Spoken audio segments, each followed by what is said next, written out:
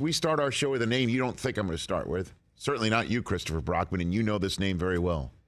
His name is Ronnie Cycli. Oh.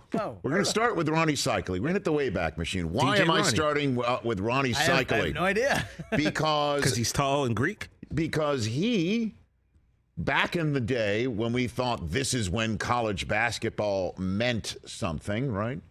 And today's game is not at all like that day's game when there was no shot clock, no three-point line, no NIL. Yeah. And Cycli, to me, he was one of the first stars that Jim Boeheim put on the court. And he never won a championship there, but what he did is play in the NCAA tournament every year, and every single year I would be sitting there watching Big East basketball and NCAA tournament basketball and saying, how many years does this guy have left of eligibility? Yep.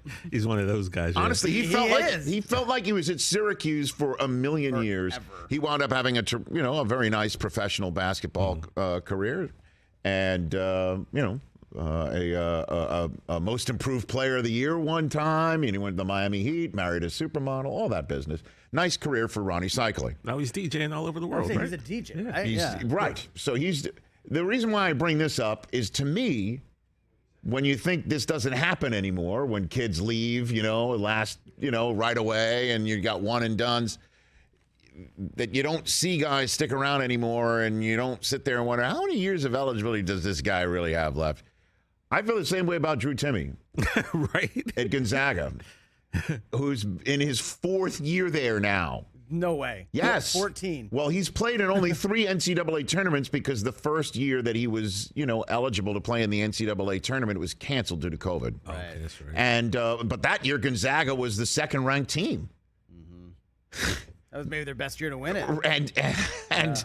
And you saw Timme. Timme's getting. If I was doing Sports Center now, or when we throughout his entirety, Timmy's getting upset. Timme. Of course, I'd be doing a Seinfeld reference because it was the '90s. But anyway, and there he was again last night for Gonzaga. You're right about that, Rich. He's been there since Adam Morrison. There he was again last night for Gonzaga, down 13 at the half to UCLA.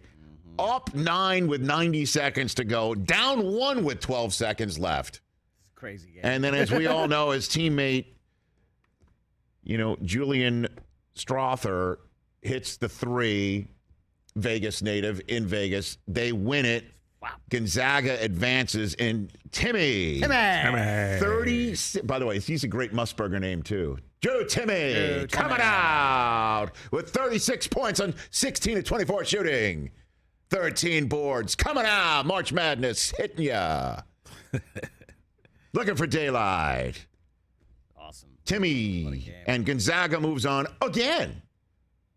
They're moving on in an NCAA tournament. Just when you thought again, like, March Madness isn't the same anymore in that respect. Here's a guy who's been sticking around. He's stuck around, and now he's in the Elite 8. What a game that was last night to wrap up the Thursday of Sweet 16 weekend in March Madness 2023. UCLA looked like they had it in the bag. Then it looked like they were going to get bagged, and they eventually did. But they came back to take a lead after being down. What a contest. And Gonzaga's moving on. Catch the Rich Eisen Show every single day on the Roku channel, 12 to 3 Eastern, for free.